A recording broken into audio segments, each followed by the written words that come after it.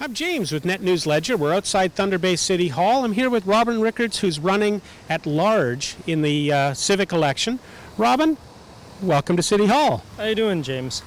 It's good to be here. Good to have a chance to talk with you and introduce myself to the voters through your website. Now, as we're heading into the election, what do the voters need to know about Robin Rickards? Well, I was born and raised in Thunder Bay. Like a lot of young people, I moved away, figuring I'd find a better life somewhere else. And I had an epiphany about 10 years ago and decided to move back to Thunder Bay despite the difficulties involved. And it's been a challenge since I've moved back. But when I look at Thunder Bay, there's nowhere else I'd really want to raise a family.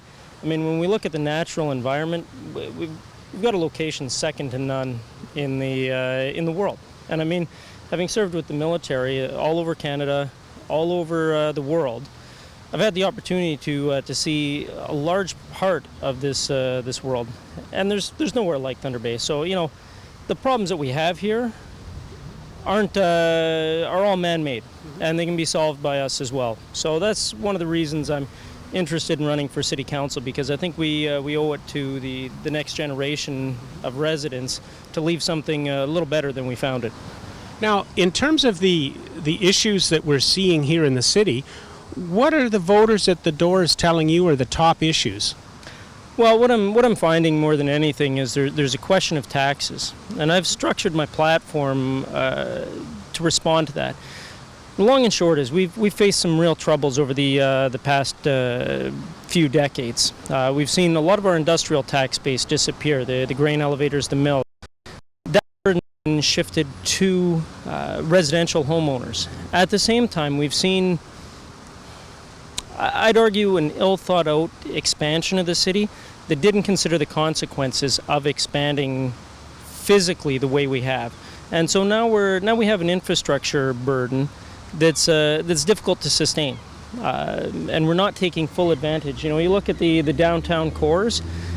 There's a lot of serviced land that currently sits vacant, that's not being utilized, and I think that's a big part of how we get the tax situation back under control. We have to have a strategy for blue-collar industrial work to rebuild what we've lost, because those are very significant taxpayers. We also need to get the density of our downtown back up and replace some of the empty lots with buildings that will generate revenue. And so that's where my focus is going to be sitting on council. Now, one of the areas that there's been a lot of growth has been in the knowledge-based economy, and as well in the research, the medical research. How do you feel that's going to replace some of the industrial loss? Well, look, the knowledge-based economy is critical. One of my groomsmen is an intellectual property lawyer, and he said, it's all about ideas now, and he's absolutely right. But you know what? That's what's kept us from falling completely off the map, is that growth in the white-collar, the high-end white-collar economy, and that's good, and we shouldn't be dismissive of that.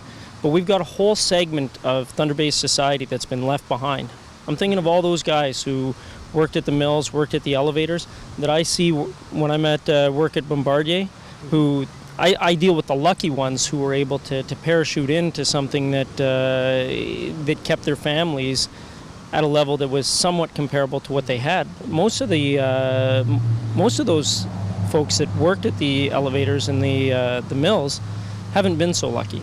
So we need to really focus on how we bring the same kind of success that we've seen in the research and the knowledge-based economy into the blue-collar industrial economy for Thunder Bay. And I think that's something that City Council's really lost focus on over the past few terms.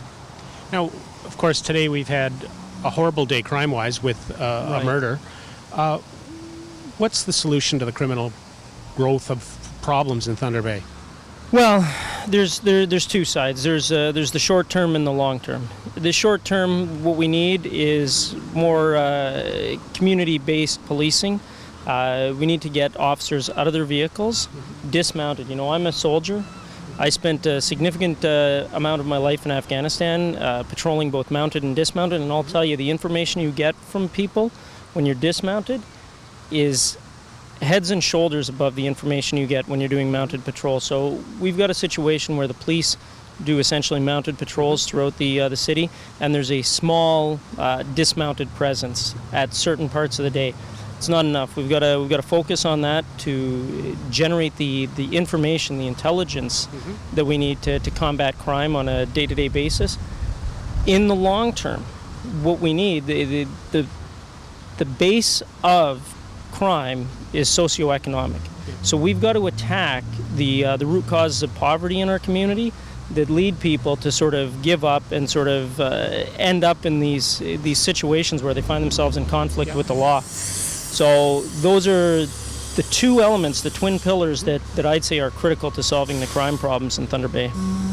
All right. And Robin, I'm sure between now and election time we'll be talking several more times. Thank you for coming out and sharing with our readers and viewers. It's been excellent having the opportunity to talk with you, James. Anytime. Thank you. Cheers. I'm James with Net News.